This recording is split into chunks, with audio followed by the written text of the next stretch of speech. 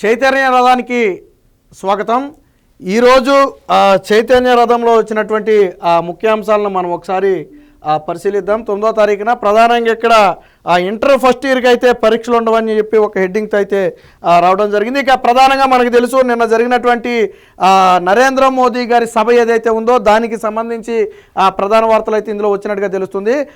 Road show అదిరిందని చెప్పి ఒక banner item అయితే రావడం జరిగింది. ఇందులో నరేంద్ర మోదీ గారు, చంద్రబాబు గారితో పాటు పవన్ కళ్యాణ్, అలాగే బీజేపీ అధ్యక్షురాలు పురంధేశ్వరి గారిని ప్రధానంగా ఇవ్వడం జరిగింది. ప్రధాని నరేంద్ర మోదీ విశాఖ పర్యటనలో భాగంగా నిర్వహించిన రోడ్ షో సూపర్ సక్సెస్ అయింది. ప్రధాని మోదీ, ముఖ్యమంత్రి చంద్రబాబు, ఉప ముఖ్యమంత్రి పవన్ కళ్యాణ్ ఒకే వాహనంపై సిరిపురం కూడల నుంచి బహిరంగ సభా వేదిక అయిన ఏయూ ఇంజనీరింగ్ కళాశాల మైదానం వరకు రోడ్ షో నిర్వహించారు. రోడ్ షోలో అడుగడుగునా పూలు జల్లుతూ ప్రజలు స్వాగతం పలికారు. మోదీ, చంద్రబాబు, పవన్లకు అభివాదం చేస్తూ ముందుకు సాగారు. రోడ్ షో అనంతరం ఏయూ ఇంజనీరింగ్ గ్రౌండ్ మైదానంలో ఏర్పాటు చేసిన బహిరంగ సభకైతే హాజరైన మోదీ రాష్ట్ర ప్రజల తరపున అనకాపల్లి ఎంపీ సీఎం రమేష్ స్వాగతం పలికారు. వేదికపై ప్రధాని మోదీని సీఎం చంద్రబాబు గారు సత్కరించి శేషాయనుడి విగ్రహం అలాగే అరకు కాఫీ కిట్ని అయితే బహుకరించారు. ఇక ఈ కార్యక్రమంలో గవర్నర్ జస్టిస్ అబ్దుల్ నజీరు, అలాగే డిప్యూటీ సీఎం పవన్ కళ్యాణ్, మంత్రి నారా లోకేష్, ఎంపీ భరత్, పురంధేశ్వరి, ఇతర మంత్రులు అయితే హాజరయ్యారు. సో రోడ్ షో సందర్భంగా పూల వర్షం కురిపించారు. దానికి సంబంధించిన విజువల్స్ అయితే మనం ఇక్కడ చూడొచ్చు. ఇక సభలో మాట్లాడిన ప్రధాన వ్యక్తులకు సంబంధించిన ఐటమ్స్ అయితే ఇక్కడ రావడం జరిగింది. మీ లక్ష్యం వెనక నేనుంటా, ఏపీకి ప్రధాని నరేంద్ర మోదీ భరోసా, అన్ని రంగాలలో రాష్ట్రానికి మద్దతు, రాష్ట్ర వికాసానికే ఈ ప్రాజెక్టులే ఊతం, ప్రధాని మోదీ పర్యటన సూపర్ సక్సెస్, పోలవాన మధ్య భారీగా సాగిన రోడ్ షో. ఇక గ్లోబల్ లీడర్ మన మోదీ, అభివృద్ధి, సంక్షేమం, సుపరిపాలన, ఇవి నరేంద్ర మోదీ నినాదాలు. రాష్ట్ర చరిత్రలో నిలిచిపోయే సుదినం ఇది.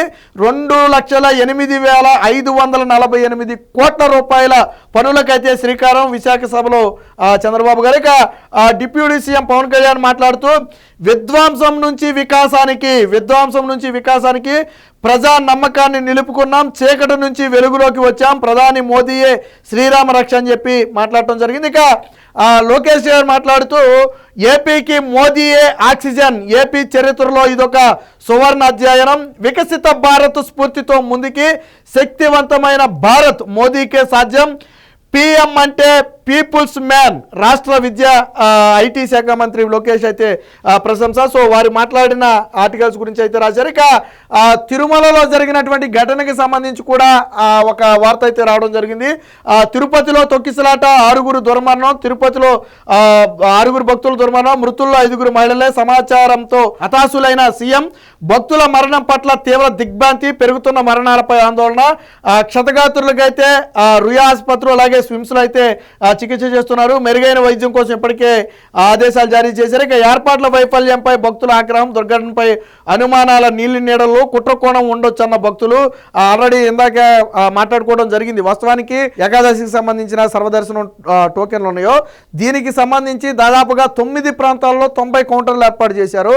అయినప్పటికీ కూడా కొన్ని కౌంటర్ల వద్ద అయితే తీవ్ర తొక్కిసలాట జరిగింది. ఇందులో కుట్రకోణం ఉందనే అనుమానం కూడా కలుగుతుంది. ఎందుకంటే కొంతమంది భక్తులు చెప్పిన దాని ప్రకారం దాదాపు 10-15 మంది పురుషులు ఒక్కసారిగా వచ్చి మీద పడటం వల్లే అలజడి రేగింది. ఆ సమయంలోనే గేట్లన్నీ కూడా పడిపోవడం, ఆ తర్వాత ఒక్కసారిగా భక్తులందరూ కూడా ముందుకు వెళ్ళిపోవడంతో తొక్కిసలాట జరిగింది అనేది ఒక వాదన. రెండోది ఏంటంటే డిఎస్పీ గేట్లు తెరిచారనేది. ఎందుకు తెరిచారు అంటే అక్కడ ఒక మహిళ తీవ్ర అస్వస్థతకు గురైంది. ఆవిడని బయటకు తీసుకురావడం కోసం తప్పని పరిస్థితుల్లో గేటు ఓపెన్ చేస్తే ఆ సమయంలో ఒకసారిగా దూసుకొచ్చారు. అలాంటి సమయంలో ఘటన జరిగిందని చెప్తున్నారు. దీని మీద వివరణ కోసం అయితే చంద్రబాబు గారు ఆదేశాలు జారీ చేసేటప్పటికే 3 మంత్రులు వెళ్ళారు. ముఖ్యమంత్రి ఆల్రెడీ వెళ్తున్నారు. డీజీపీని కూడా వెళ్ళమని ఆదేశాలు ఇచ్చారు. మొత్తంగా దీని మీద ఏం జరిగింది అనేది పూర్తి నివేదిక అయితే ఈ రోజు సాయంత్రానికి అయితే వచ్చే అవకాశం ఉంది. దీనికి సంబంధించింది అయితే రావడం జరిగింది.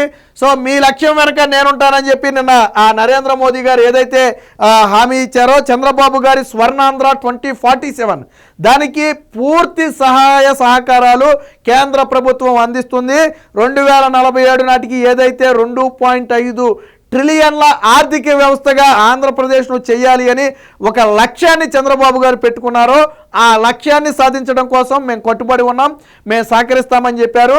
చంద్రబాబు గారు ఏర్పాటు చేసిన స్వర్ణాంధ్ర 2047 లక్ష్య సాధనకు నాతో పాటు రాష్ట్ర ప్రజలు కూడా సహకరించాలని చెప్పి నిన్న మోదీ గారు అయితే పిలుపునివ్వడం జరిగింది. గతంలో చంద్రబాబు గారు కూడా చెప్పారు, వికసిత భారత్ స్ఫూర్తితోనే స్వర్ణాంధ్ర 2047ని చంద్రబాబు గారు అయితే నిర్ణయించుకోవడం జరిగింది. సో దానికి పూర్తి సహకారం ఉంటుందని చెప్పి చెప్పడం జరిగింది. ఇక 2047 నాటికి 2.5 ట్రిలియన్ల ఆర్థిక వ్యవస్థగా లక్ష్యంగా పెట్టుకున్నారు. ఈ రాష్ట్రంతో భుజం కలిపి నడుస్తాం. ఇవాళ తలపెట్టిన ప్రాజెక్టులు రాష్ట్ర వికాసానికి తోడ్పడతాయి. ఐటీ టెక్నాలజీకి ఆంధ్రప్రదేశ్ ప్రధాన కేంద్రం కానుంది. ఈ ప్రాజెక్టులు రాష్ట్ర అభివృద్ధికి సరికొత్త శిఖరాలను చేరుస్తాయి.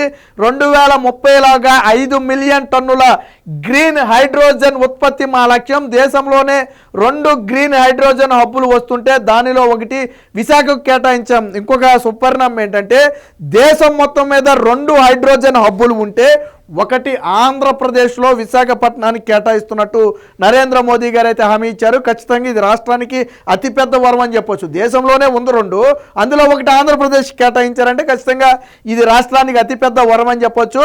5 మిలియన్ టన్నుల గ్రీన్ హైడ్రోజన్ ఉత్పత్తి అనేది నరేంద్ర మోదీ గారి లక్ష్యం.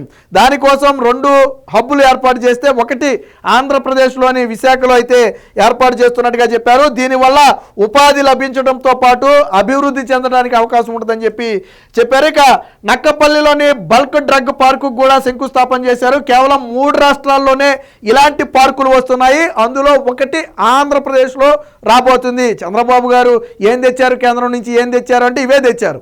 దేశంలో ఏ రాష్ట్రానికి లేనటువంటి ప్రాజెక్టులు ఆంధ్రప్రదేశ్కు వస్తున్నాయి. వేళ్ల మీద లెక్కబెట్టే సైతం ప్రాజెక్టులను సైతం ఆంధ్రప్రదేశ్కు తీసుకురాగలుగుతున్నారు.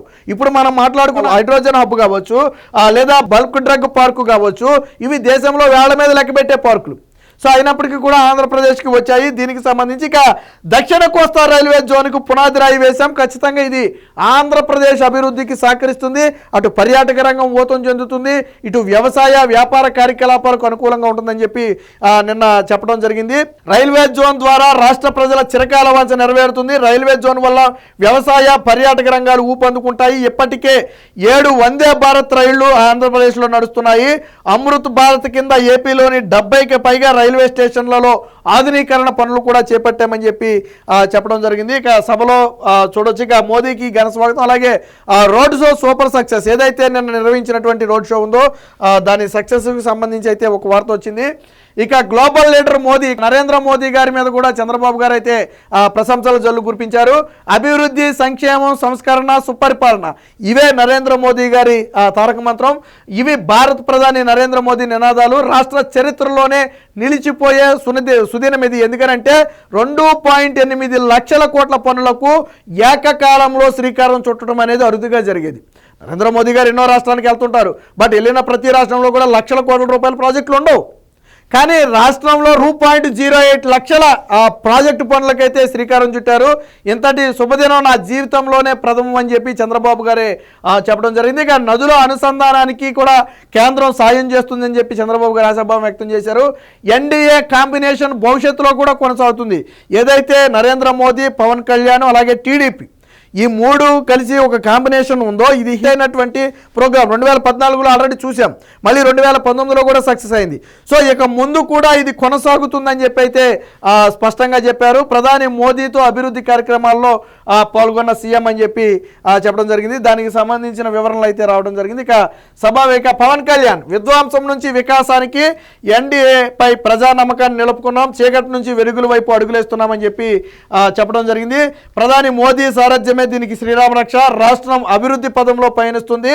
అందుకు నిదర్శనమే 2 లక్షల కోట్ల అభివృద్ధి పనులు, 7.5 లక్షల మంది యువతకు ఉపాధి లభిస్తుంది. అంటే ఇప్పుడు ప్రారంభించబోయే ప్రాజెక్టుల వల్ల డైరెక్ట్గా కానివ్వండి, ఇండైరెక్ట్గా కానివ్వండి 7.5 లక్షల మందికి ఉపాధి అయితే లభిస్తుందని చెప్పి డిప్యూటీ సీఎం అయితే చెప్పడం జరిగింది. ఇక భారత్ను ముందుకు నడిపిస్తున్న మోదీకి ప్రణామం అని చెప్పారు.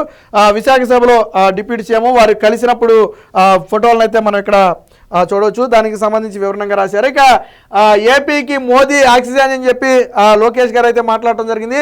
ఆంధ్రప్రదేశ్ అభివృద్ధిలోనే ఇదొక సువర్ణ అధ్యయనం, ఎందుకంటే 2 లక్షల కోట్ల ప్రాజెక్ట్ పనులు అనేది ఆషామాషి వ్యవహారం కాదు. వికసిత భారత్ స్ఫూర్తితోనే ముందుకు వెళుతున్నాం. నరేంద్ర మోదీ ఏదైతే వికసిత భారత్ అనే ఒక కార్యక్రమాన్ని పెట్టారో దాని స్ఫూర్తితోనే స్వర్ణాంధ్ర 2047 వచ్చింది.